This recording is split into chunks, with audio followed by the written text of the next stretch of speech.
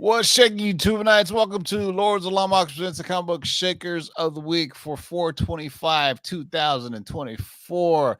Right in the middle of spring, and man, my allergies are kicking my butt. As usual, tomorrow's Friday, so that means today is Freestyle Friday. So let's kick it freestyle. You know what I mean? Boom.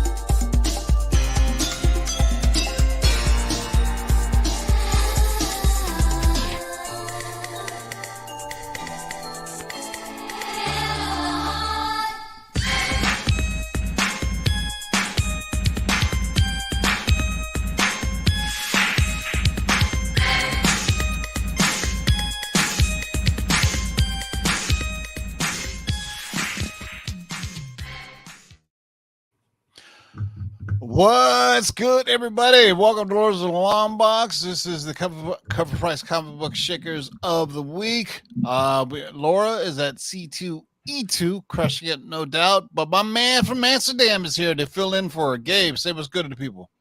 Hey, everybody. What is up? Glad to be back here. Another fun list. So let's get to it. Yeah. JB, say what's good to the people. You know, I want to say shout out to the people in the live. We know the draft is here. We know C2E2 is here, but we appreciate you hanging out with us right now. We're going to give you the best we got. The writers have given us a fantastic script for tonight. And for those of you watching on the rewind, you know what to do. Come on, make sure you're subscribed to the channel. We done forgot Randall Park. We'll get him next time, though. We'll double up. You don't have to have him every time. Yeah. Laura missing threw me off, man. She's a traitor. I'm telling you right now. There's no ends and buts about it. Yeah. So hey, do you get a discount at Laura's table for mentioning? Yeah. Go up to Bird City Comics, mention the Lords, and in any way you want, like Laura seen you on the Lords, or keep digging in them long boxes, or LOTLB, and they're gonna give away some free stuff. I don't know. I just made that up, so we'll see what they do, man. I don't know what's gonna happen, man. Laura and Ant is gonna get bombarded by random people, and we don't know what to do. Hey, Tivo said you were gonna give me 10 free comics. Tivo said that you were giving away some stuff. Yeah, no, yeah. Tivo said we're all gonna get free high fives and a buffet. You can't, you can't hit a home run if you don't swing. You know what I'm saying? Hey, closed mouths don't get fed. The squeaky wheel gets the oil. Oh, damn. All right. We're full of, what are those, analogies? Those are, no, not metaphors. A metaphor? Yeah. Check them off. Similes. Whatever. Compliment. This show is brought to our friends from CovrPrice.com for price guides, selections, and trends. And this here, Shakers List, we do every Thursday, 6 p.m. and a Tuesday for the top 10 list that we do at same time, 6 p.m. Pacific. If you're new, you know what the difference is. Basically, the top 10 is trending books that are relatively new, right? And probably so in growth of percentage, units moved, everything else. Were the Shakers. That's just crazy. That's just like, oddball comics that are, somebody bought or something super crazy high. Speaking of Laura, use discount code LOT. Yeah, they She should was talking about use being super high. You went from crazy high to speaking of Laura. I don't know about it. use discount code of LOTLB discount to get 15% off. Hey, I wonder if not free comics, maybe you go to the Bird City Comics booth at booth 1316. You're gonna get us in 13 all kind of trouble, man. and just say, hey man, I want to use discount code for 15% off. 15% off isn't that bad. Here's what you do: you go up to their table and about to ask them kick to know you where the in the bathroom nuts. is. Yeah. All right, boys and girls. This is this Shakers List. This comes from our friends at CovrPrice, focusing on new sales and most interesting sales. Found on the exclusive daily Shakers List. This just changes every time today, so make sure you check it out every day to review some of the hottest trending books on the market. It's always an interesting perusal when you go and see what's shaking. It's always some really cool stuff, man. All right, what do we have for our first shaker? These are in alphabetical order, so they're not by price. Not by price, alphabetical order, and we will kick off today's list with the astonishing Ant-Man issue number 10, the Jenny Frison cover, originally published in 2016. Now, the astonishing Ant-Man issue number 10, featuring a gripping cover by Jenny Frison, recently made waves in the comic book market with a new all-time high sale. A raw, near mint copy fetched $109, showcasing the growing demand for this issue. Now, that's not the highest recorded sale ever, but that's the highest for a near mint raw copy. The highest recorded sale still stands at $270 for a CGC 9.8 way back in 2021. Now, this issue marks the epic conclusion of a small-time criminal storyline, pitting Ant-Man against Darren Cross and the Power Broker in a thrilling showdown. Readers also finally learn how Scott Lang landed in prison, adding depth to the character's backstory. Now, Frison's variant cover captures the death of ex-Psylocke. Frison's skillful portrayal of the character and the intensity of the scene undoubtedly contributed to this issue's appeal among collectors. As the demand for key moments in comic book history continues to rise, this issue's milestone sale reflects its significance among the collectors and fans alike. I mean, sure, it's a cool cover, but I don't get it. Just no first appearances. I meant, it's not Jenny Frison's first. Yeah, really? I guess so. Really? Yeah. It's probably just a hard cover to find. I don't know if any retailers are really ordering a lot of Astonishing Ant-Man. Number 10. Yeah. Yeah. It would throw Psylocke in there. That'll change a lot of things. You know what I mean? That's All right. Astonishing Next Ant-Man, number 10, Jenny Frison from July 20th, 2016 for $109. All right. This is definitely an offer. Whoa. Yeah. Here's one that we haven't seen ever. The Cimarron, the Man-Eaters of Zambula, number 1, Weird Tales, Virgin, 1 in 40. This came out 2021 from Ablaze Comics. Ablaze set out to do the fans' work with this series, adapting an original story from Conan creator Robert E. Howard. And that's a tall task. Howard is often considered the father of modern sword and sorcery tales, but he had a certain grit about his stories. Horrifically violent, oozing with testosterone, and overtly sexual, it's not something most people expect to see on the shelves of their local comic book shop. But Ablaze didn't hide from the task and instead delivered a series true to Howard's version. This variant plays homage to where the story originally appeared in Weird Tales back in 1935. It oozes the original style and major fans of Conan the Barbarian are willing to pay a premium for something that captures the work of Howard. Recently, a CGC 9.6 did hit the market and sold for a high of $275, the highest sell in our database. Not bad considering near mint raw copies routinely go for about $15 with very few sales to work with. It's simply a rare variant that calls back to an era that's making a comeback. Being a 1 in 40, most LCSs would strongly hesitate to acquire enough books to obtain this copy. And the few who did likely took a loss to get it. But there still is a major Conan fandom out there, and books like this hit them right in the feels. Yeah, I mean, Lords of Brooklyn saying you're saying I don't even know. It's Sumerian, right? Yeah, Sumerian, right? Yeah, Sumerian. That's what I thought. That's what he said. Yeah, I don't know what the That's what he said. Lord of the Brooklyn is talking about. It must be my I need to accent. give Lords of Brooklyn a But bingo this link. is if you believe it or not, this is a famous homage. I do believe. The original, she's in a clamshell. Do you know what I'm talking about now? Oh, what, the Venus? Yeah, statue? it's in a clamshell. Yeah, I mean that's what I'm gonna think because otherwise, I mean, the art is meh. You know, Meh. I mean, yeah, it's meh. I meant, it's kind of interesting how they cover up for privates there with their hair. But all right, you ready for another offer?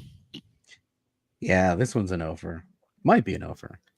But you know what? It's got a fantastic story. Again, shout out to the writers at CovrPrice. At number 3, we've got Diablo Tales of Sanctuary, the Francisco Ruiz Velasco cover, originally published in 2001 from Dark Horse. Now, Diablo is an action role-playing game series developed by Blizzard Entertainment.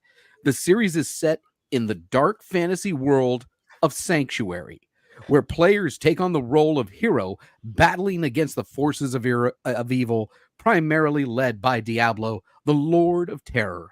Now, the storyline of the series revolves around the eternal conflict between the high heavens and the burning hells, with Sanctuary being the battleground where this conflict plays out.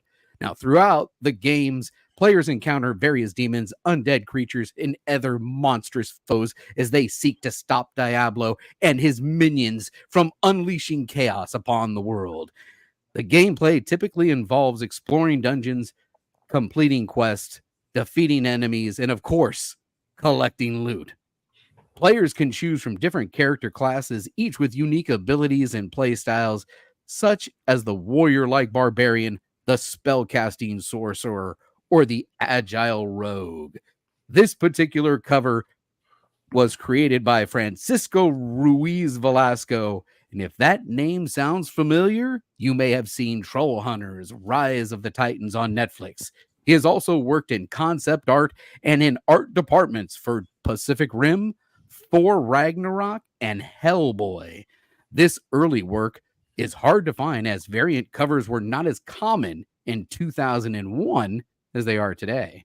Combining that with the popularity of the RPG franchise, collectors are grabbing these books up faster than a devil in hell.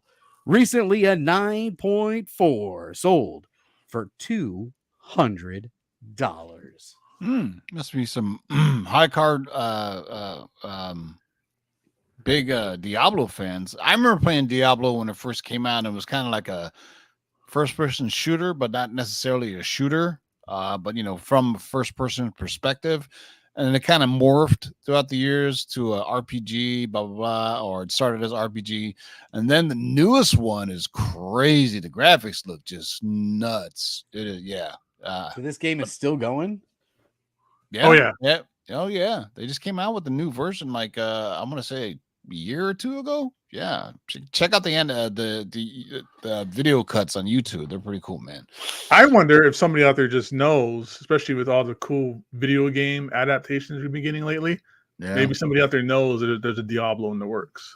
Dude, I could totally see this as an animated series, right? Something like Castlevania or something like that, right?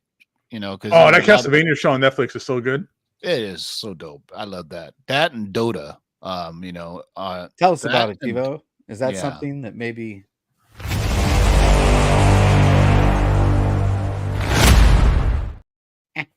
Yeah. Yeah. Thank you for the lead in there, Jay. Yes. So you got to check out Castlevania and also Dota Dragon's Blood, both based on video games, and they're not for the squeamish. There's a lot of violence going on. It's pretty dope. But Castlevania is really kind of and there's a new one that just came out last year.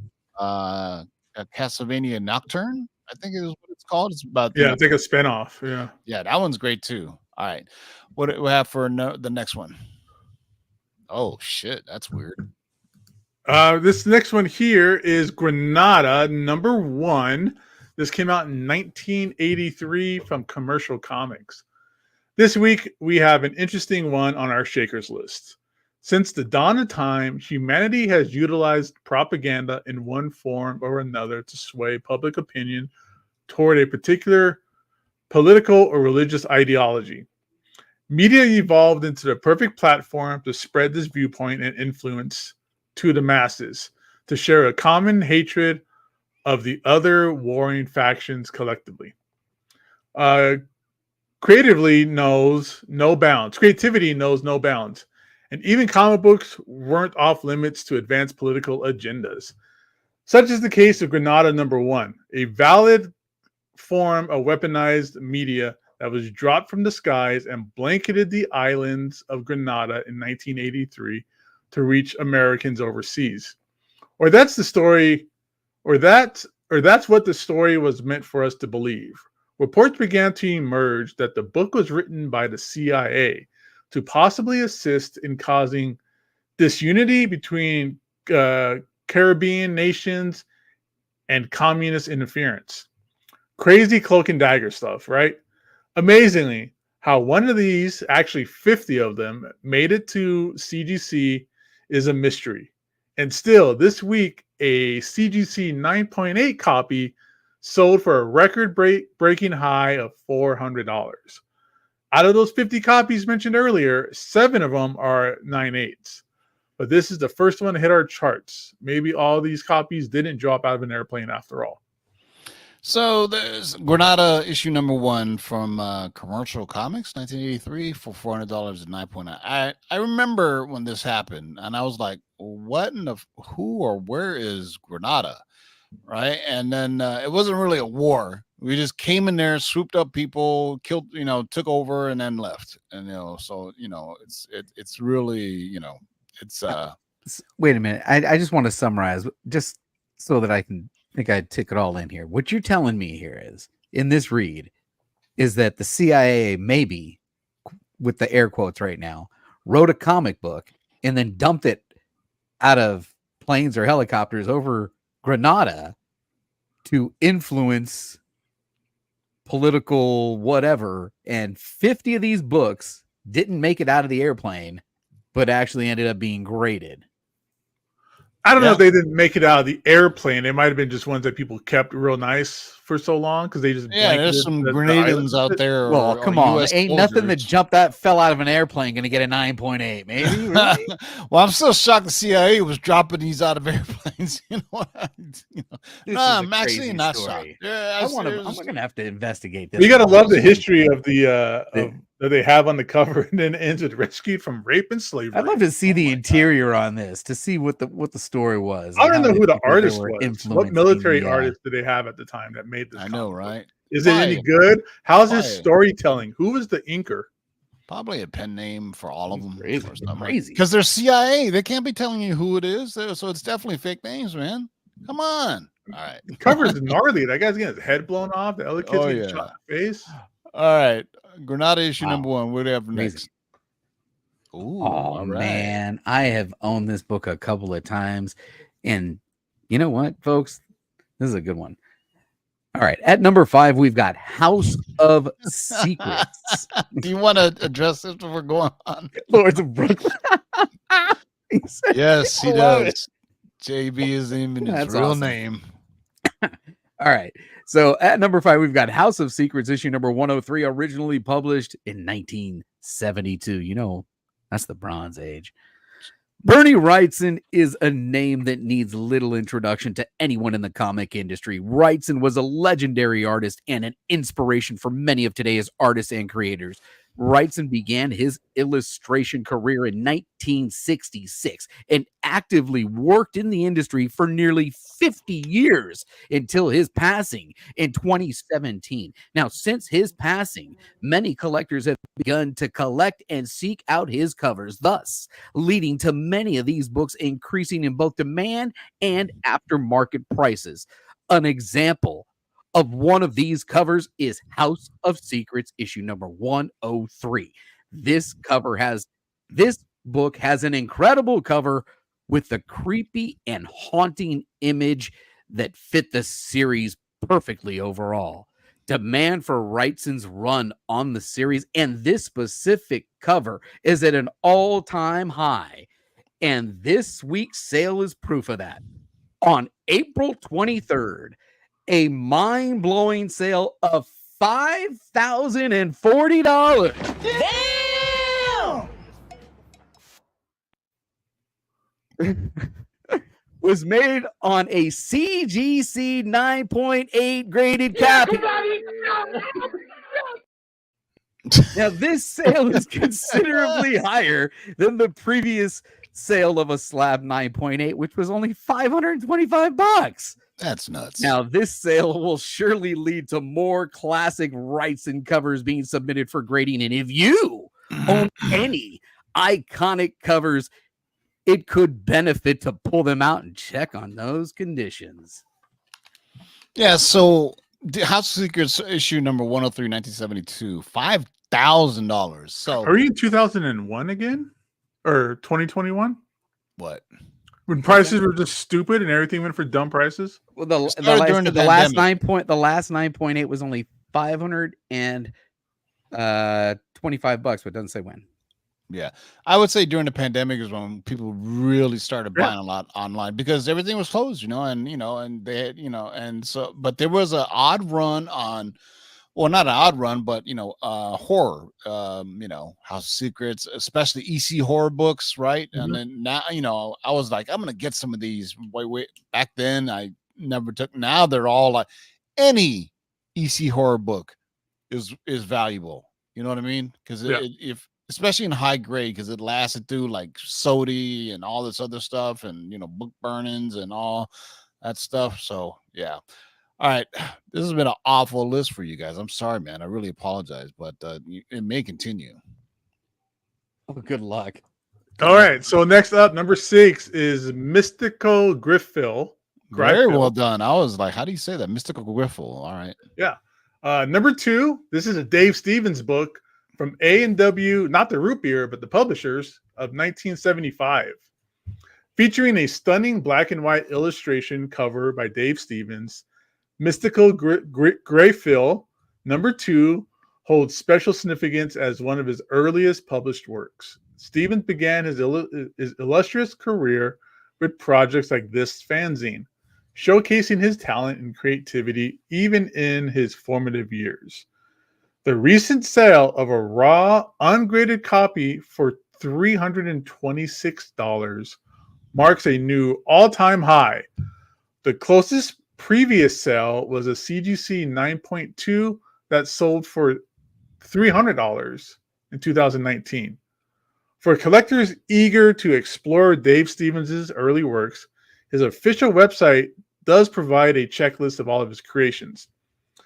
As interest in Stevens' art continues to grow, this fanzine offers a unique opportunity to own a piece of comic history and witness the evolution of a legendary artist. With his exquisite cover art, status as one of Dave Stevens' earliest works, and scarcity in the market, this fanzine embodies the allure of vintage comics and serves as a testament to the enduring legacy of its creator. As interest in Dave Stevens' works persists, the value of Mystical Griffil number 2 is poised to soar even higher. Yes, well done, Brian Wells, for getting Mystical Griffil. No, He missed it.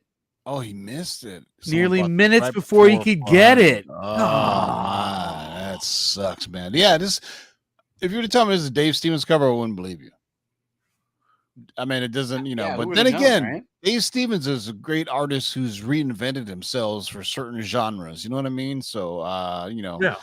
because you really found out more about the guy when when you watch his documentary.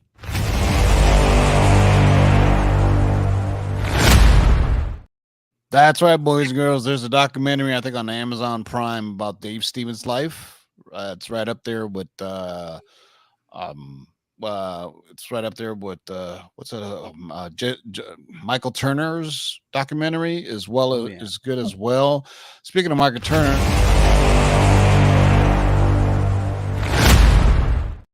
boom! You're getting multiple things. So did you guys know there was a Witchblade anime series? No. Yeah. Yeah, it's on Crunchyroll, I do believe, and it's not quite the same as the actual Witchblade comic, but still pretty cool nonetheless, man. If you get a chance, if you have Crunchyroll, you know, check it out. I think it's on Crunchyroll. It's streaming somewhere. I know it's on Hulu for sure. It's a lot more fun. Maybe on Hulu, yeah. It's Yeah, way more maybe on fun and sexy than the live action series was. That was on like Oh my god, TNT or USA or something. You know, back then I think it was just TBS. Might have been TBS. Yeah, that's right. Channel 10. Poor and yeah, I mean that was a time where like yeah, and I was like, oh no. I didn't even last a season. I don't even think it finished. 2. Oh, no, I think they did like a TV movie and then like a season or something, maybe 2. Witchblade is something they need to bring back. You know what I mean? If not, They are animated form and in live action. Are they? Oh my god, yeah. Yeah. Are they bringing it? What? Well, the comic book is coming back, yes. But I meant like an animated movie or a live action series or something like that. Because now there's the technology to do it. Back then, when they did the TV show, it was just like it was cursed to begin with because it was on cable TV. Now cable TV is like this is a golden era of cable TV, right? So there you go. I don't even know what cable TV is anymore. It's all apps. All Exactly. apps. I don't even It's know all anymore. apps. It's all apps. It's good, which means you can watch pretty much anything. All the things that I noticed, just talk to Alexa or whomever you're talking to. Alexa, play Lords of the Long Box podcast on Spotify. Shameless plug. You just on what is that? On the what's that called? Fucking Fire TV. You just push the button and you just say, Alexa, play me blah blah blah blah, and it'll find it. And if it's not free, it'll charge you. I mean, I've never seen anything more than like $20 for a brand new movie. And then sometimes click on do yourself a favor though, when it does find it, say more purchase options, and you may find a cheaper or free version if they're charging you. So that's a little tip from Uncle Tivo for you there, who watches way too much TV. All right. What do you got up next? Oh, More right. Dave Stevens. All right. Right. Well, you know, at number 7. By the way, shout out to the 89 strong and alive chat. If you are not subscribed to the channel already, please do consider hitting that subscription button and hitting the bell so you don't miss our next video. At number 7, we've got Rocketeer Adventures, issue number 1, the 1 in 25 Dave Stevens sketch variant, originally published in 2011. Now, over the past year, Dave Stevens' work has seen a huge resurgence in the comic community. We've covered no less than 10 different Stevens covers, including the last book, that have seen aftermarket interest and increases. Collectors are continuing to seek out other pieces of Stevens' work that has yet to gain the notoriety that some of the other covers have or are extremely difficult to find. This leads us to this 1 in 25 sketch cover for Rocketeer Adventures issue number 1. This is a book that we covered back in June of 2023. But here, this week, we saw a new all-time high sale of $499 for a CGC 9.8 graded copy. The last sale for this book was $255 as a raw copy last year, and none have been listed or sold since. This is a book you should keep your eye out as it does not pop up often. Yeah, I mean, who's doing a 1 in 12 sketch variant back in 2011 in 2011 for the Rocketeer? Right, but there's some great. I mean, you think about Rocketeer or Airboy. There's some great. I think Dave Stevens even did a 3D comic at one point, and I think I bought it because I was on a Dave Stevens kick a couple of years ago, and thankfully I did buy him when I did, because now that everybody's, they're really high priced, as they should be. I mean, he's a great artist. So Luke Collins, right? But it's been sell your Dave Stevens book for the last year. Yeah. What's the link to that you put in there, Gabe? That's the Dave Stevens documentary you're talking about. There you go. See, not only tell you, but we link you right to it, man. Damn. All right. What do we have next? All right, number 8. This is a fun one. I love Sonic. Sonic the Hedgehog number Sega. Yeah, Sonic. Or was it Sega? Yeah. So this is Sonic the Hedgehog number 29. The 4-drain 1 in 10 variant came out May 13th of 2020 from IDW. Everyone loves a good origin story. Natalie 4-drain started her career by posting her fan art in a Sonic the Hedgehog fan forum. Editors Joe Hughes from IDW contacted her and asked if she would like to do a few covers for the Sonic comic book series, to which, of course, she said yes. 5 years later, 4-drain Sonic covers are highly sought after, and her career has expanded to include concept art and illustration. Many of her earliest works were incentive locked, meaning that retailers needed to order over a certain amount of the comics to get the variant. Sonic collectors are scurrying the market for 4-drain's work faster than Sonic and crew can collect Chaos Emeralds. The small print run and ratio variant make this book hard to find. Recently, a near mint ungraded copy went for $305. Yeah, so this is just the first comic art of 4-drain. That is what I'm hearing. I don't know if it's her first, but it's one of, if anything. But what's cool is how they plucked her out from doing fan art and say, hey, you want to do a couple of covers? You know what I'm saying? And, that's pretty cool, man. That's like the dream come true, right? For anybody who is a comic book writer, or artist, or video game person. I'm pretty sure she was probably both, to be honest with you. All right, what do we have next? Oh, I think here's your chance. We've had this on the show before. All right, well, this is the final read of the night for me. Thanks for having me on tonight's show. You know what? I just got I got a message. Did you get the message? What message? You got the message. Laura said that she's here in spirit. Come to me. I've been waiting. Oh my God. We're clipping that. No, we're not. I'll do you one better. Hey guys, it's Lou here, your out-of-shape comic book collector, and I'm welcoming you to another episode of What to Put in Your Box. Oh man, you're not gonna believe this, dude. Your book came back a 9.8. A 9.8 karate kick! Oh. Hey guys, it's Comic Lou here, and this is another episode of our Top 10, where the comics we talk about, ironically, are on my eBay store. And I'm here, joined by the comic sensei from Alaska himself, Kevin. What's up, guys? We got our top 10 books. This is on our top 10 here. It's Peach Momoko. Peach State. Momoko! Wanna take a look? I love Peach Momoko. I love Peach Momoko. Dude, it's my book. Dude, stop! It's my book! Dude, stop! Man. Speaking of Peach Momoko, at number 9, we've got Vamps versus Wolves, issue number 4, the Peach Momoko variant, originally published in 2019. Now, don't sleep on this one, folks. Don't you dare sleep on this one. Scott Blair started his career working on cover art for various wrestling DVDs and promotional artwork for MMA and UFC fighters Chuck Liddell and Randy Couture. Am I saying that right? Yep. In Randy. 2007, he pivoted to create modern pinup art after completing a Betty Page inspired photo shoot. Now, in 2016, he launched a Kickstarter for Vamps versus Wolves, which was a grindhouse story about a vampire girl gang battling werewolf bikers.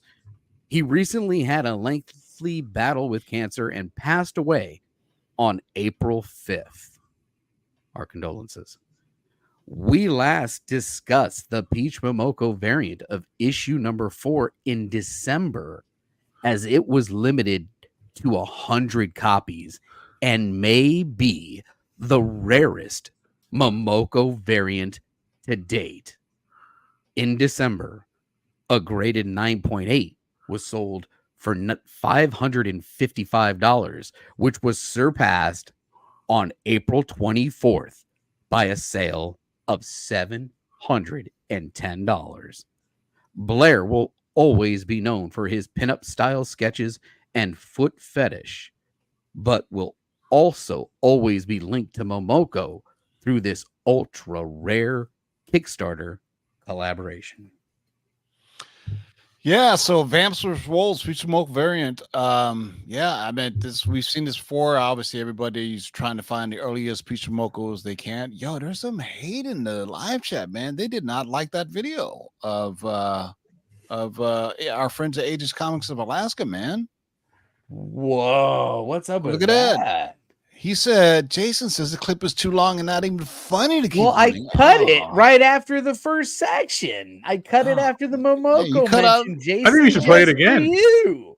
As a I matter of fact, know. Jason, I did that just for you. And then Jeff B says, not sure that video one ups Laura's clip. Well, that is true. I mean, that's pretty hard to one up. Well, that's Laura. true. No, you're not going to one up Laura. One, That ain't Yeah. But dang, man, yeah, gotta give respect to our friends at Aegis Comics in Alaska, man. They, I miss them because when the comic shop was open, they used to do hilarious videos and parodies. So they're doing good now. They're all doing their own thing in their personal lives, but they were a breath of fresh air to the comic book community. I should say that when they came on YouTube or whatever video they were doing, it was hilarious though, man. All right. And by the way, since that was my last drop of the night, and this was a 9.8, and I think the best drop tonight was. It is still funny. This show may hold the records for the most video little interludes ever that we've done. All right. Vamps vs. Wolves number 4, Peach Momoko. What do we have for number 1? Oh, interesting. Yeah, this is pretty rad.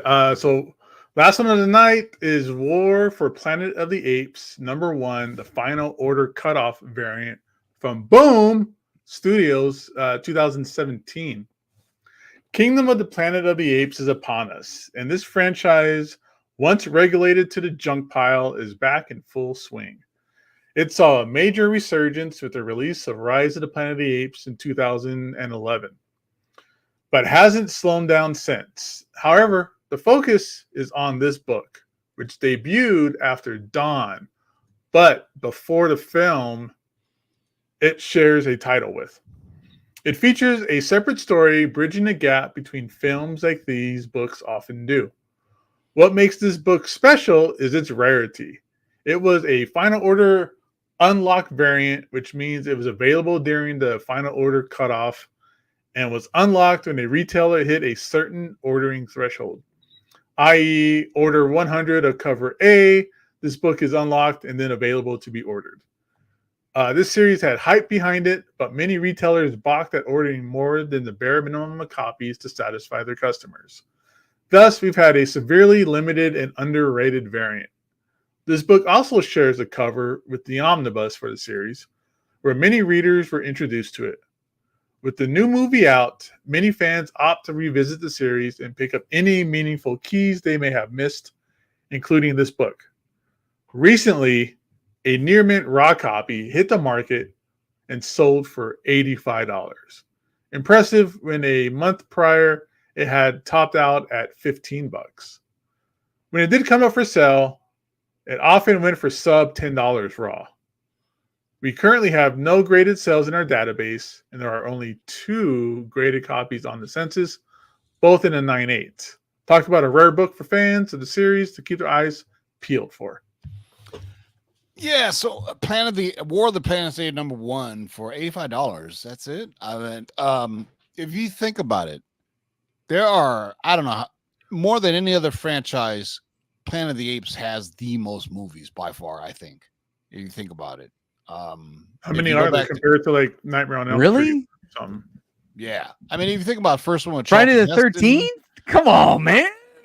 yeah, the first one is the Oscar worthy, with Charlton Heston. Oh, the first one's a piece of amazing cinema. The second one, not so much. And then there was a third one where there was like some weird military thing, kind of like the second new movie that had come out, right? And then it was done again, I think, with Mark Wahlberg, where at the end of the movie he crashes into the Washington Monument or the Lincoln's Memorial, and it's a gorilla instead of a human there. I do believe it was Mark Wahlberg, but it was a weird movie.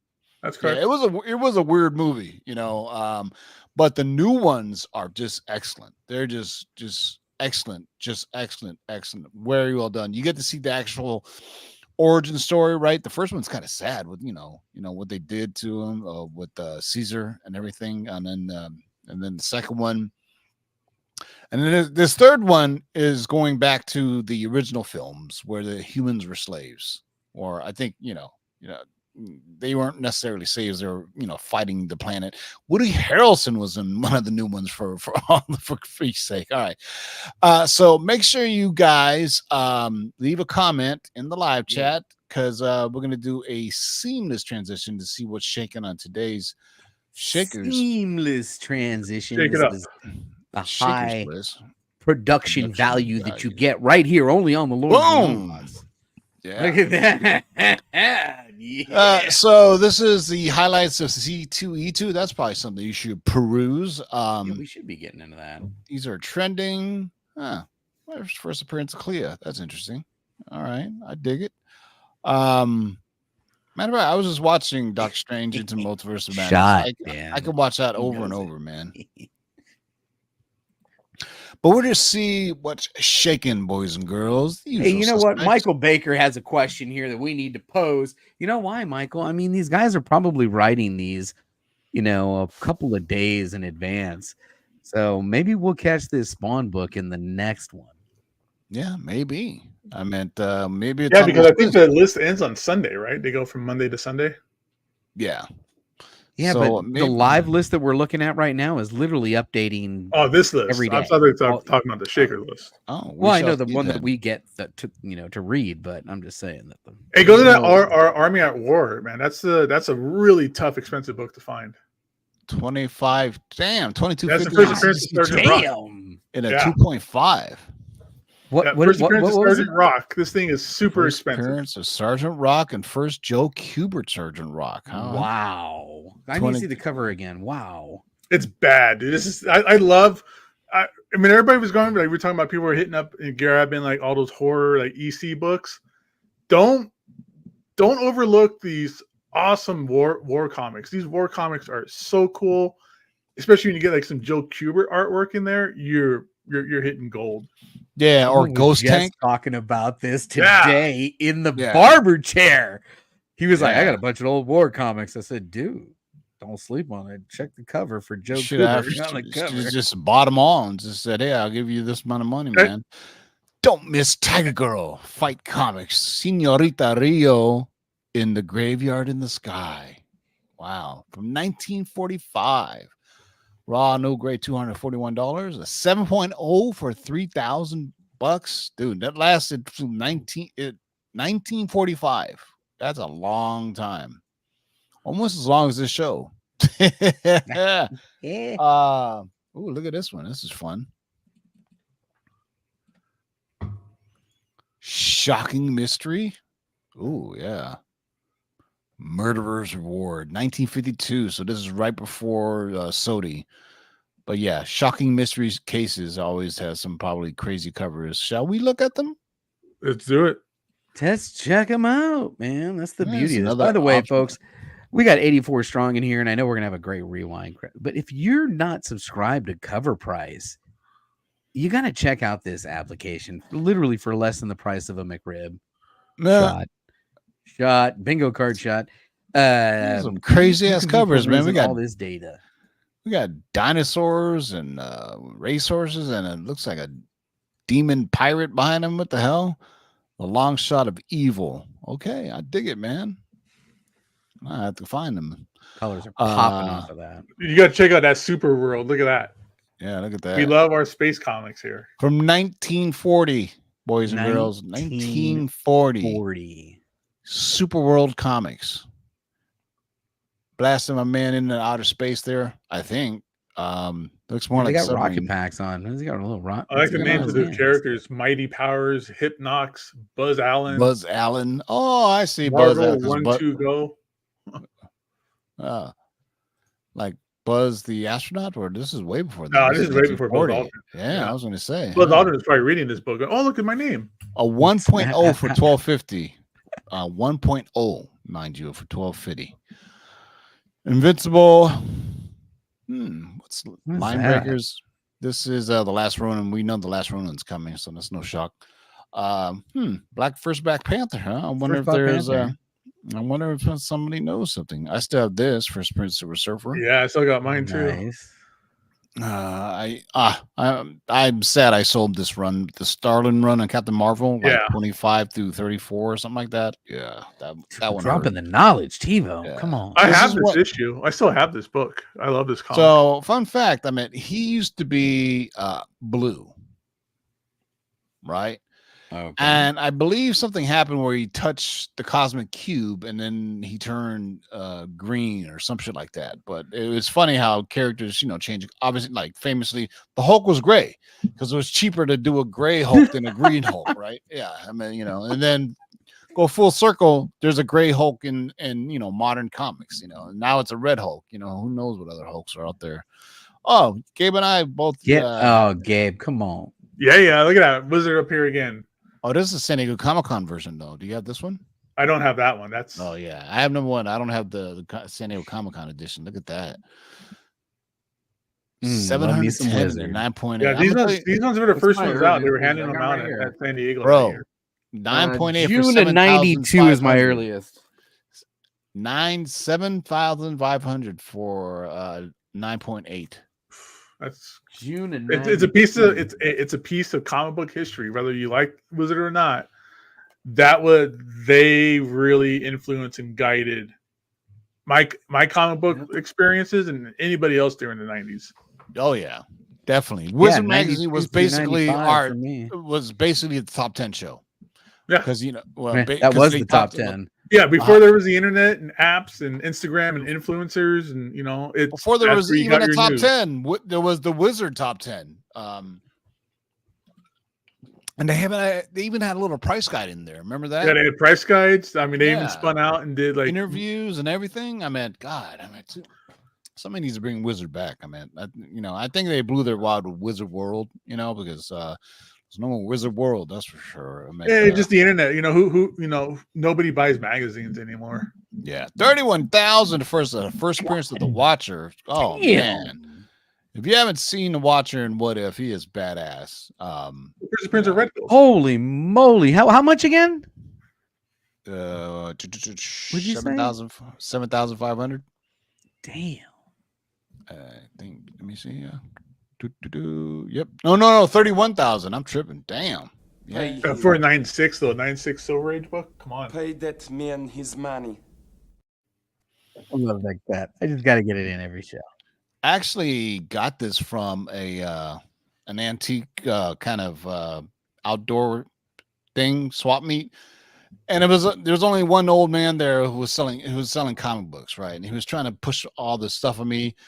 And I go, oh, I like that Fantastic Four. He goes, no, that's not worth anything. He didn't know it was the first appearance of the Watcher, but I gave him enough money. And then I turned the first page and it was signed by Stan Lee. Nice. Oh, Yeah.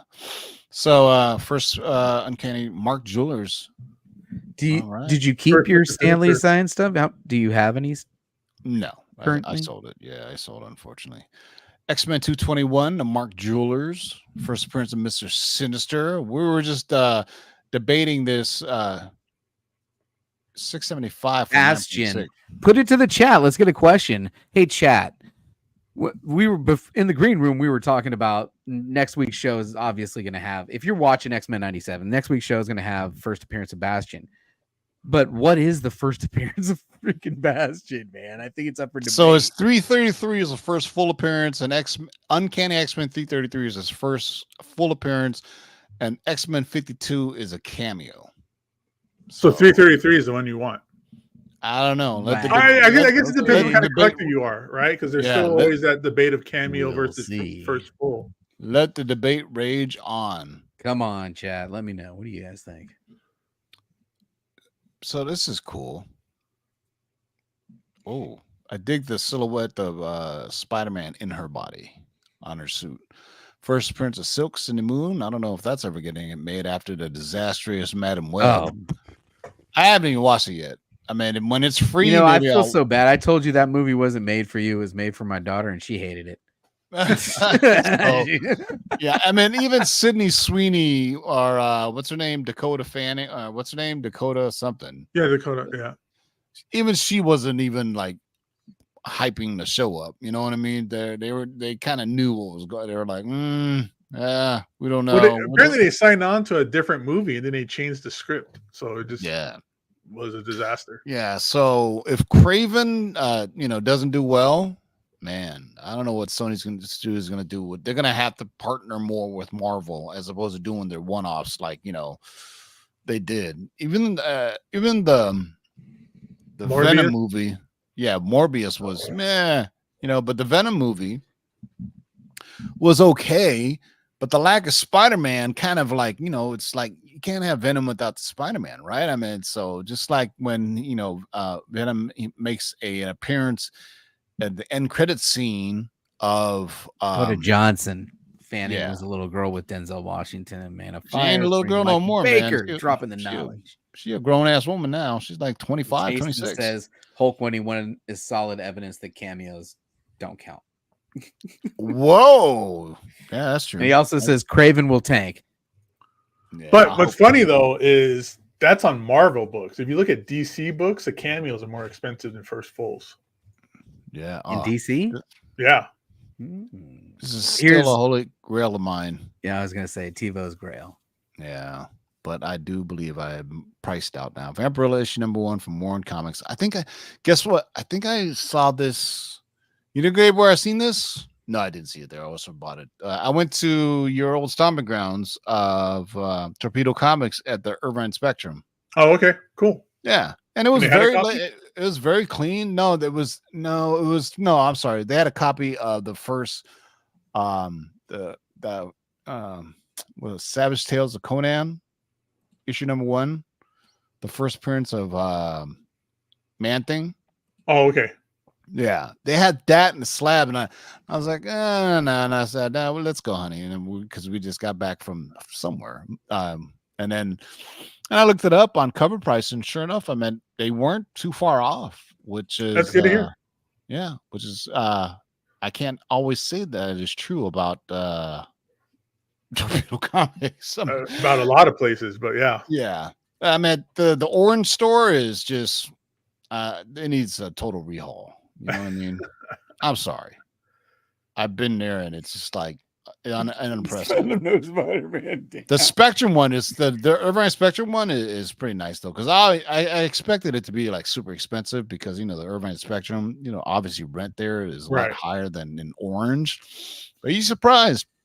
The Orange Circle, where the is a lot of pricey antiques place, but not really, because there's still a Navy surplus store there or some shit like that. It's crazy, man. Tim, since we want to give everybody a chance, I can't believe it. We get like 90 strong in the live, and we can't not get more than 35 comments. If you don't play, you can't. If you don't play, you can't win. So Since my man got skipped at the beginning, we're gonna give you 58 seconds to get in on this.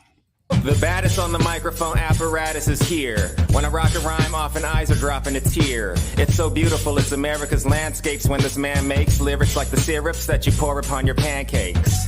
My mandate is to grip minds like a handshake. Spit Orlando Lakes and go skinny dip with the fan base. Over any damn breakbeat, I hastily make pastries tastier than anything that Wolfgang makes. So take notes out of suckers, I make coats, lump of some like Bubba Gump, fishing on lake boats. I take jokes and turn the comedy into drama. I'm bagging on your mama, I'm Jeffrey Dahmer behind ya. I'm a rhyme writer, lock stock, smoking the ganja. Rebuttals befuddle, leaving a puddle of saliva, sillies. You couldn't handle Randall when I throw my grammar at you. It hit your head and you would think I threw a hammer at you. I point the camera at you like Herb Ritz. Develop it, then use the pictures to pick up bird shits. You're nervous as the impervious wordsmiths hanging out in Rafa's new crib come with the verses. Damn, Michael Baker says Randall Park saves the show. Wow, are we that bad? Damn, man.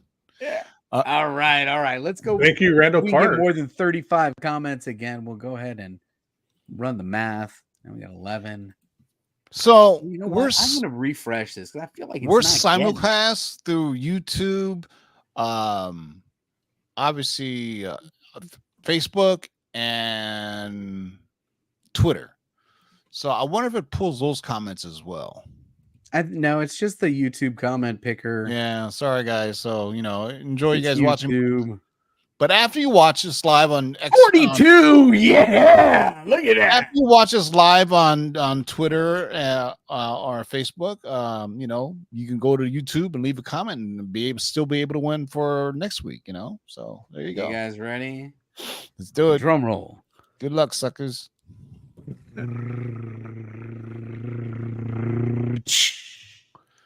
CGC fan 562 862. What is your and you know what? This is great. This is perfect because CGC fan 862 basically had the only diss comment of all of the comments. They were all positive. And then we had our friend right here who's going to get some free books from TiVo. I don't know if they're ever going to show up. CGC fan 862. What is your regular broadcast schedule? Every 2 weeks? What is the problem not doing every week? Well, funny you should mention that, CGC fan 862. People have lives, my friend. Yeah, I mean, Laura. Everybody in this panel has a life. And I'm hanging on by a thread for the show. Yeah, I mean, sometimes I just get the notes too early and everybody's busy, and I'm like, you know what, we'll just skip today's show. It's fine. And then you know what, I'm actually relieved I can just sit back and relax. I don't have to prep for the show because it doesn't look like it, but there's some prep for the show to be done. You know what I mean? So yeah. Frank. There's a lot of time and effort put into it. Hold on, Frank's here. Welcome to the show, Frank. Appreciate you. JB, any last words? I don't know, man. I don't know. Should I have any last words? No, thanks for showing up, everybody. We really do appreciate you. If you're watching on the rewind, please subscribe to the channel. And next Tuesday, we've got our top 10 list, and we will be back next Thursday for the Shakers list. Maybe you'll get one. I was 0 for 10 again. Yeah. So, Gabe, any last words? Where can I find you? You guys can find me on my YouTube channel, Omni Bros Live, which is a comic book collecting show about omnibuses and collected editions.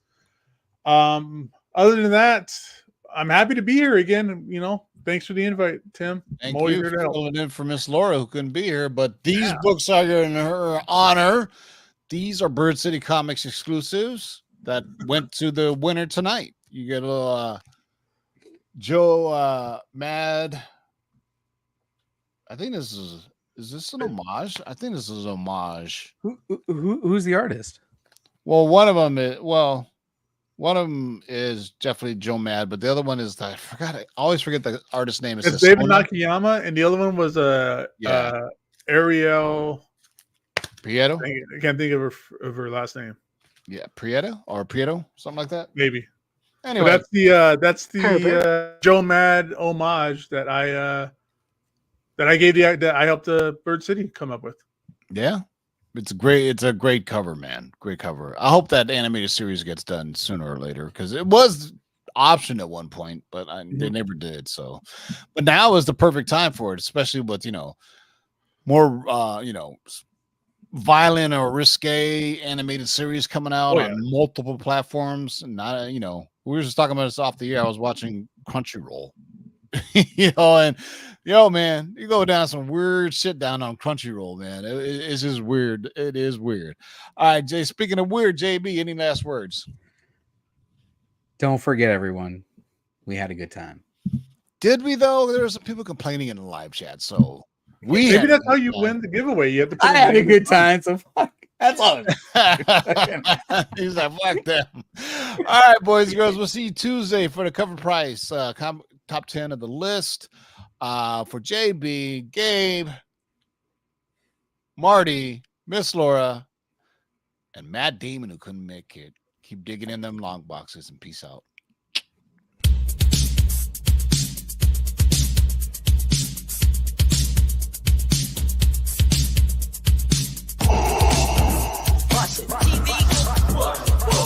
Shake and make it, pull it back. Oh my God. I want to get some, boys.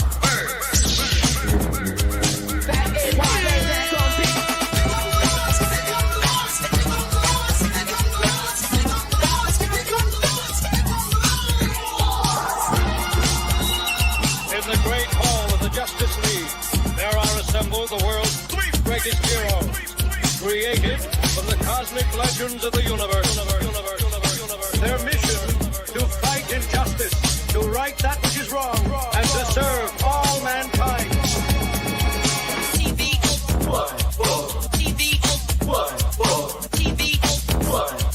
Now that's a name I've not heard.